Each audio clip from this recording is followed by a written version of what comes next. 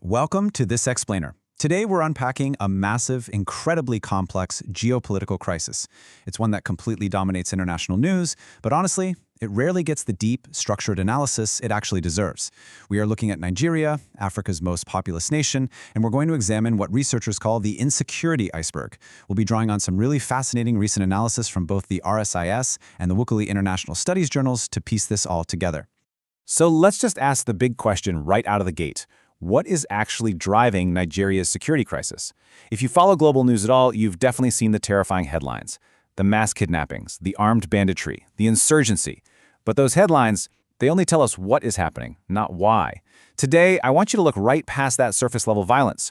We really need to dig into the root causes that allow this kind of environment to exist in the first place.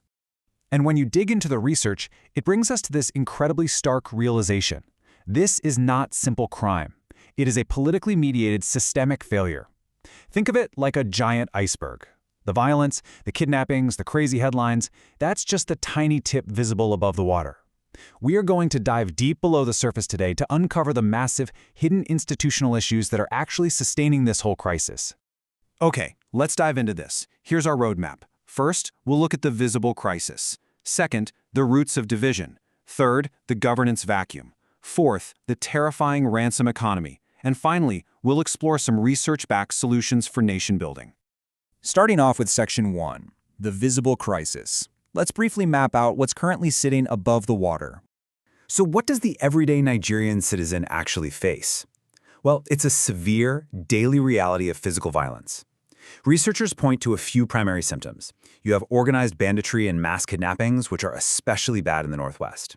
Then there's the ongoing Boko Haram insurgency up in the north. You also have violent, incredibly destructive clashes between nomadic herdsmen and sedentary farmers fighting over land and resources. And because of all this, we're seeing a huge rise in regional and ethnic militias just stepping in where the state has completely failed. It's a highly, highly fragmented landscape. Now, to understand why things are so fragmented, you really have to grasp the sheer scale of the country. 250 plus. That is the number of distinct ethnic groups coexisting inside Nigeria's borders. We're talking major groups like the Hausa Fulani in the north, the Yoruba in the southwest, and the Igbo in the southeast. Now, this incredible ethnic pluralism gives Nigeria a brilliantly rich cultural heritage. But, as the research clearly points out, it also presents a massive, massive challenge when you're trying to unite that many distinct groups under one single national identity. Which brings us right into Section 2, the roots of division.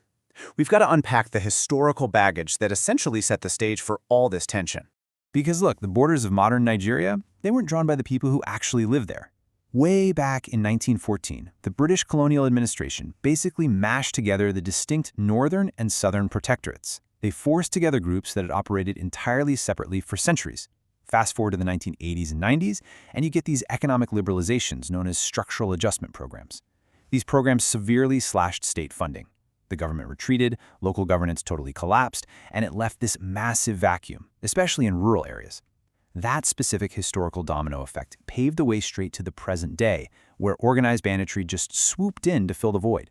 To really wrap our heads around this friction, researchers point to two super fascinating sociological theories. On one side, you have general systems theory. This argues that society is like a giant complex machine, and all these different ethnic components absolutely must cooperate for the nation to survive. But on the flip side, you have primordial theory. This argues that ethnic identities, your shared ancestry, your language, your culture, those are ancient emotional ties that almost always overpower basic national loyalty. So you can see the constant tug of war here, right? It's the modern need to build a unified country completely clashing with the ancient pole of tribal and religious loyalty. So what actually happens when a government steps back in a highly diverse, historically tense environment like this? We sink further down the iceberg into Section 3, the governance vacuum. When the state fails to provide basic security, something else is always going to take its place. Academics call this hybrid governance, and it's a huge concept to understand. It's basically a fractured system. You have formal state forces, informal local vigilantes, and even heavily armed criminal groups just awkwardly coexisting and sharing power. The state hasn't completely vanished, but it totally failed to hold a monopoly on security. It's literally competing with criminals for authority. Just imagine your own neighborhood having to rely on a messy mix of underfunded police, local vigilantes, and armed gangs just to keep the peace every day. The researchers map out this really tragic domino effect. It starts right at the top with weak institutions and poor coordination. That inevitably flows into state fragility and a total loss of legitimacy, which then triggers institutional failure, meaning the local police and the judiciary basically collapse. That collapse forces the creation of the hybrid governance we just talked about, which totally erodes the state's monopoly on violence. And the end result of all this? An absolute explosion of banditry. It is a direct, systematic pipeline from weak institutions straight to widespread violence. And taking that out of academic theory and into everyday reality, these are the actual symptoms of that fragility. For a normal citizen, it means you're dealing with police forces that are totally underfunded and heavily politicized. It means local government authority in rural areas has just evaporated. It means a military that only ever reacts after a tragedy happens instead of proactively keeping areas safe. And worst of all, it means dealing with endemic corruption, where security personnel might even shake you down for protection money. You literally cannot rely on the formal system. And when people can't rely on the state, a very dark, very profitable market opens up. Let's look at Section 4, the ransom economy. Listen to this quote from the Wookierie International Studies Journal. They state that banditry is a politically mediated outcome of fragmented governance and elite exploitation of state resources. This is the real kicker. Banditry isn't an accident. It's not just a bunch of poor people turning to random crime.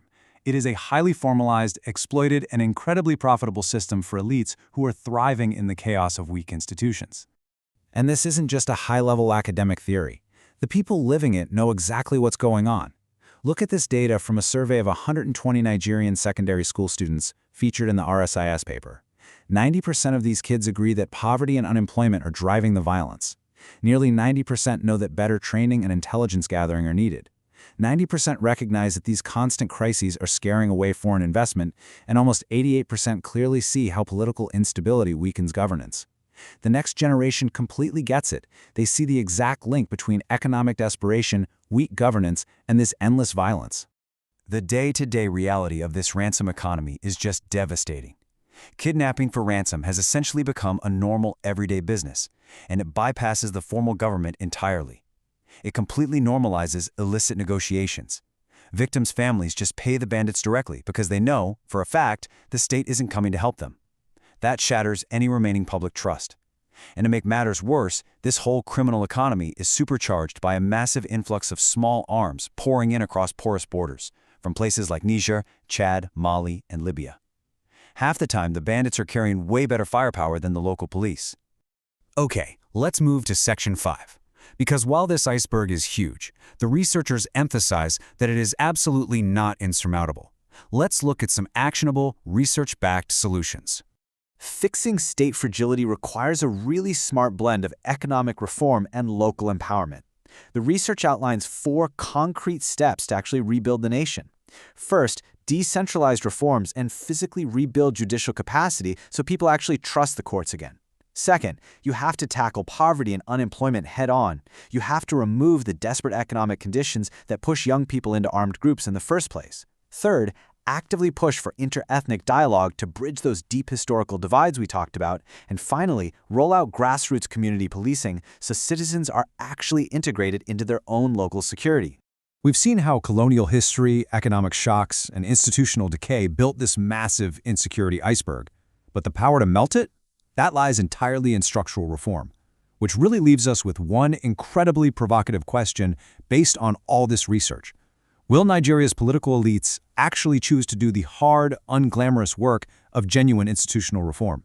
Or is this devastating ransom economy and hybrid governance just going to become the permanent new normal for Africa's most populous nation?